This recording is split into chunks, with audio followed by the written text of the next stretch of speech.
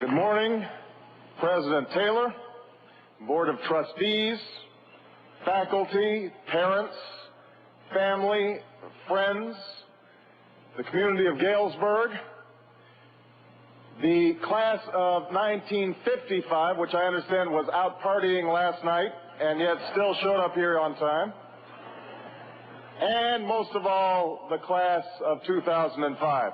Congratulations on your graduation. And thank you. Thank you for the honor of allowing me to be a part of it. Thank you also, Mr. President, for this honorary degree. It was only a couple of years ago that I stopped paying my student loans at law school. Had I known it was this easy, I would have ran for the United States Senate earlier.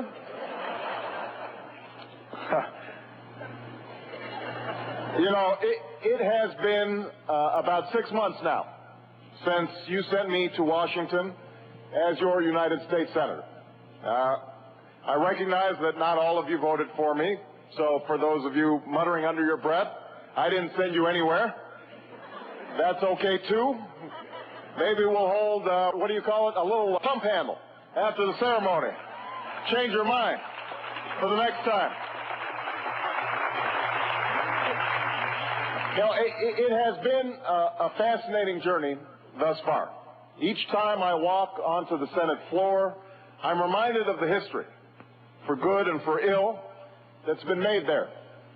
But there have been a few surreal moments. For example, I remember the day before I was sworn in. Myself and my staff, we decided to hold a press conference in our office. Now, keep in mind that I am ranked 99th in seniority. I was proud that I was not ranked dead last until I found out it's just because Illinois is bigger than Colorado. So I'm 99th in seniority, and all the reporters are crammed into the tiny transition office that I have, which is right next to the janitor's closet in the basement of the Dirksen office building. It's my first day in the building. I have not taken a single vote. I have not introduced one bill, had not even sat down in my desk. And this very earnest reporter raises his hand and says, "Senator Obama, what is your place in history?" And I did what you just did, which was laugh out loud. I said, "Place in history?" I thought he was kidding. You know, at that point, I wasn't even sure if the other senators would save a place for me at the cool kids table. But as I was thinking about the words to share with this class, about what's next, about what's possible, and what opportunities lay ahead, I actually think it's not a bad question for you, the class of 2005, to ask yourselves. What will be your place in history? You know, in other eras, across distant lands, this question could be answered with relative ease and certainty. As a servant in Rome, you knew you'd spend your life forced to build somebody else's empire. As a peasant in 11th century China, you knew that no matter how hard you worked, the local warlord might come and take everything you had, and you also knew that famine might come knocking at the door. As a subject of King George, you knew that your freedom of worship and your freedom to speak and to build your own life would be ultimately limited by the throne. And then America happened. A place where destiny was not a destination, but a journey to be shared and shaped and remade by people who had the gall, the temerity, to believe that against all odds they could form a more perfect union on this new frontier. And as people around the world began to hear the tale of the lowly colonists who overthrew an empire for the sake of an idea, they started to come. Across oceans and the ages, they settled in Boston and Charleston, Chicago and St. Louis, Kalamazoo and Galesburg to try and build their own American dream. This collective dream moved forward imperfectly. It was scarred by our treatment of Native peoples, betrayed by slavery, clouded by the subjugation of women, shaken by war and depression. And yet, brick by brick, rail by rail, calloused hand by calloused hand, people kept dreaming and building and working and marching and petitioning their government until they made America a land where the question of our place in history is not answered for us, it's answered by us. Have we failed at times? Absolutely. You occasionally fail when you embark on your own American journey. You surely will. But the test is not perfection. The true test of the American ideal is whether we're able to recognize our failings and then rise together to meet the challenges of our time. Whether we allow ourselves to be shaped by events in history or whether we act to shape them. Whether chance of birth or circumstance decides life's big winners and losers, or whether we build a community where, at the very least, everyone has a chance to work hard, get ahead, and reach their dreams. Now, we have faced this choice before. At the end of the Civil War, when farmers and their families began moving into the cities to work in the big factories that were sprouting up all across America, we had to decide, do we do nothing and allow captains of industry and robber barons to run roughshod over the economy and workers by competing to see who can pay the lowest wages at the worst working conditions? Or do we try to make the system work by setting up basic rules for the market, instituting the first public schools, busting up monopolies, letting workers organize into unions? We chose to act, and we rose together.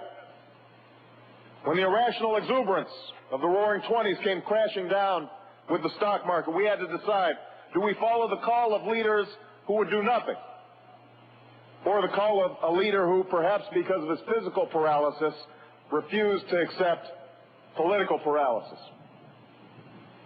We chose to act, regulating the market, putting people back to work, expanding bargaining rights to include health care and a secure retirement, and together we rose. When World War II required the most massive whole front mobilization in history, and we needed every single American to lend a hand, we had to decide, do we listen to skeptics who told us it wasn't possible to produce that many tanks or planes, or did we build Roosevelt's arsenal for democracy and grow our economy even further by providing our returning heroes with a chance to go to college and own their own home? Again, we chose to act. And again, we rose together. Today, at the beginning of this young century, we have to decide again. But this time, it is your turn to choose. Here in Galesburg, you know what this new challenge is. You've seen it. All of you, your first year in college, saw what happened at 9/11. It's already been noted, the degree to which your lives will be intertwined with the war on terrorism that currently is taking place. But what you've also seen, perhaps not as spectacularly, is the fact that when you drive by the old Maytag plant around lunchtime, no one walks out anymore. I saw it during the campaign when I met union guys who worked at the plant for 20, 30 years and now wonder what they're going to do at the age of 55 without a pension or health care. When I met the man whose son needed a new liver, but because he'd been laid off, didn't know if he could afford to provide his child the care that he needed. It's as if someone changed the rules in the middle of the game, and no one bothered to tell these folks. And in reality, the rules have changed. It started with technology and automation that rendered entire occupations obsolete. When was the last time anybody here stood in line for the bank teller instead of going to the ATM or talk to a switchboard operator?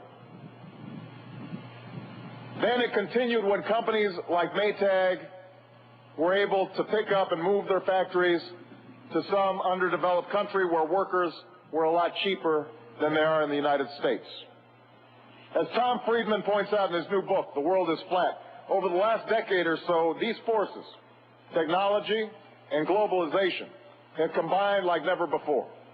So that while most of us have been paying attention to how much easier technology has made our own lives, sending emails back and forth on our BlackBerries, surfing the web on our cell phones, instant messaging with friends across the world, a quiet revolution has been breaking down barriers and connecting the world's economies. Now business not only has the ability to move jobs wherever there's a factory, but wherever there's an internet connection. Countries like India and China realize this.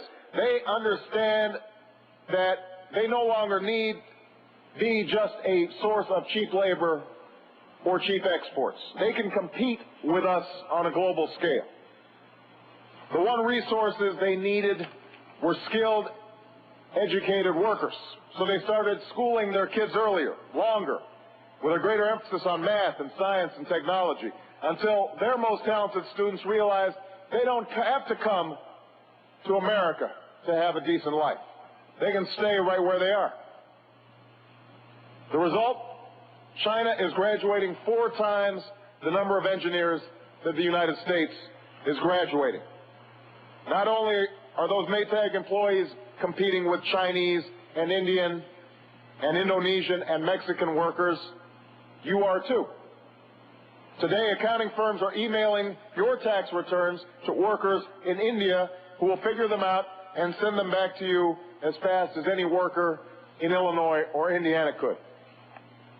When you lose your luggage in Boston at an airport, tracking it down may involve a call to an agent in Bangalore who will find it by making a phone call to Baltimore. Even the Associated Press has outsourced some of their jobs to writers all over the world who can send in a story at a click of a mouse.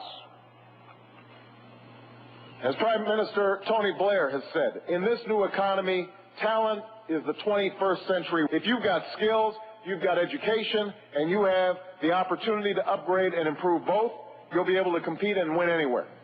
If not, the fall will be further and harder than it ever was before. So what do we do about this? How does America find its way in this new global economy? What will our place in history be? Like so much of the American story, once again we face a choice. Once again, there are those who believe that there isn't much we can do about this as a nation. That the best idea is to give everyone one big refund on their government. Divvy it up by individual portions in the form of tax breaks, hand it out, encourage everyone to use their share to go buy their own health care, their own retirement plan, their own child care, their own education, and so on. In Washington, they call this the ownership society. But in our past, there's been another term for it, social Darwinism. Every man or woman for him or herself. It's a tempting idea because it doesn't require much thought or ingenuity. It allows us to say that those whose health care or tuition may rise faster than they can afford, tough luck. It allows us to say to the Maytag workers who've lost their job, life isn't fair. It lets us say to the child who's born into poverty, pull yourself up by your bootstraps. And it's especially tempting because each of us believes we will always be the winner in life's lottery. That we're the ones who will be the next Donald Trump. Or at least we won't be the chump who Donald Trump says, you're fired. But there's a problem. It won't work. It ignores our history. It ignores the fact that it's been government research and investment that made the railways possible and the internet possible. It's been the creation of a massive middle class through decent wages and benefits and public schools that allowed us all to prosper. Our economic depended on individual initiative. It depended on a belief in the free market, but it also depended on our sense of mutual regard for each other. The idea that everybody has a stake in the country, that we're all in it together, and that everybody's got a shot at opportunity. That's what's produced our unrivaled political stability. And so if we do nothing in the face of globalization, more people will continue to lose their health care. Fewer kids will be able to afford the diploma you're about to receive. More companies like United Airlines won't be able to provide pensions for their employees. And those Maytag workers will be joined in the unemployment line by any worker whose skills can be bought and sold on the global market. So today I'm here to tell you what most of you already know. This is not us, the option that I just mentioned, doing nothing. It's not how our story ends. Not in this country. America is a land of big dreamers and big hopes. It's this hope that sustained us through revolution and civil war, depression and world war, a struggle for civil and social rights, and the brink of nuclear crisis. And it's because our dreamers dreamed that we have emerged from each challenge more united, more prosperous, and more admired than before. So let's dream. Instead of doing nothing or simply defending 20th century solutions, let's imagine together what we could do to give every American a fighting chance in the 21st century. What if we prepared every child in America with the education and skills they need to compete in a new economy? If we made sure that college was affordable for everyone who wanted to go?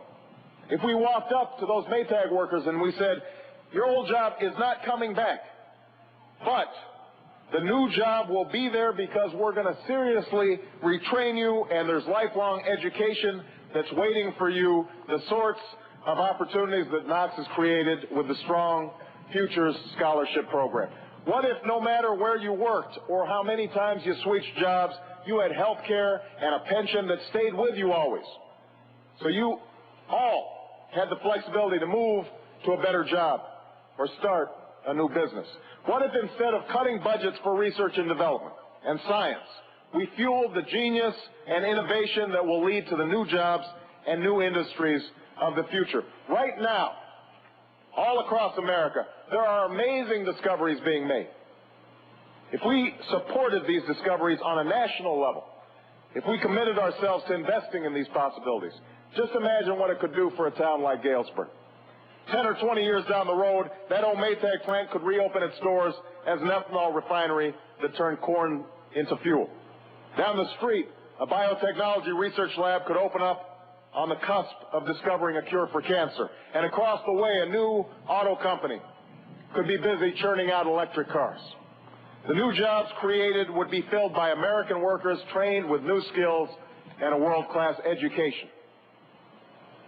All of that is possible, but none of it will come easy. Every one of us is going to have to work more, read more, train more, think more. We'll have to slough off some bad habits, like driving gas guzzlers that weaken our economy and feed our enemies abroad. Our children will have to turn off the TV set once in a while and put away the video games and start hitting the books. We'll have to reform institutions like the public schools that were designed for an earlier time. Republicans will have to recognize our collective responsibilities, even as Democrats recognize that we have to do more than just defend old programs. It won't be easy, but it can be done. It can be our future. We have the talent and resources and brain power, but now we need the political will. We need a national commitment, and we need each of you. Now, no one can force you to meet these challenges. If you want, it will be pretty easy for you to leave here today and not give another thought to towns like Galesburg and the challenges they face. There's no community service requirement in the real world. No one is forcing you to care. You can take your diploma, walk off this stage, and go chasing after the big house and the nice suits and all the other things that our money culture says that you should want, that you should aspire to, that you can buy. But I hope you don't walk away from the challenge. Focusing your life solely on making a buck shows a certain poverty of ambition. It asks too little of yourself. You need to take up the challenges that we face as a nation and make them your own, not because you have a debt to those who helped you get here. although you do have that debt. Not because you have an obligation to those who are less fortunate than you, although I think you do have that obligation. It's primarily because you have an obligation to yourself. Because individual salvation has always depended on collective salvation. Because it's only when you hitch your wagon to something larger than yourself that you realize your true potential. And I know that all of you are wondering how you'll do this. The challenges seem so big, and it seems so difficult for one person to make a difference. But we know it can be done because where you're sitting, in this very place, in this town, it happened before. Nearly 2 centuries ago, before civil rights, before voting rights, before Abraham Lincoln, before the Civil War, before all of that, America was stained by the sin of slavery. In the sweltering heat of southern plantations, men and women who looked like me could not escape the life of pain and servitude in which they were sold. And yet, year after year, as this moral cancer ate away at the American ideals of liberty and equality, the nation was silent. But its people didn't stay silent for long. One by one, abolitionists emerged to tell their fellow Americans that this would not be our place in history, that this was not the America that had captured the imagination of the world. This resistance that they met was fierce, and some paid with their lives. But they would not be deterred, and they soon spread out across the country to fight for their cause. One man from New York went west, all the way to the prairies of Illinois, to start a colony. And here in Galesburg, freedom found a home. Here in Galesburg, the main depot for the Underground Railroad in Illinois, escaped slaves could roam freely on the streets and take shelter in people's homes. And when their masters or their police would come for them, the people of this town would help them escape north, some literally carrying them in their arms to freedom. Think about the risks that involved. If you were caught abetting a fugitive, you could be jailed or lynched. It would have been simple for these townspeople to turn the other way, to go live their lives in a private peace. And yet they didn't do that. Why? Because they knew that we were all Americans, that we were all brothers and sisters. The same reason that a century later, young men and women your age would take freedom rides down south to work for the civil rights movement. The same reason that black women would walk instead of ride a bus after a long day of doing somebody else's laundry and cleaning somebody else's kitchen because they were marching for freedom. Today, on this day of possibility, we stand in the shadow of a lanky, raw-boned man with little formal education who once took the stage at Old Main and told the nation that if anyone did not believe the American principles of freedom and equality, that those principles were timeless and all-inclusive, they should go rip that page out of the Declaration of Independence. My hope for all of you is that as you leave here today, you decide to keep these principles alive in your own life and in the life of this country. You will be tested. You won't always succeed, but know that you have it within your power to try. The generations who've come before you faced these same fears and uncertainties in their own time, and that through our labor, through our collective labor and God's providence, and our willingness to shoulder each other's burdens, America will continue on its precious journey towards that distant horizon and a better day. Thank you so much, class of 2005. Congratulations on your graduation. Thank you. Thank you.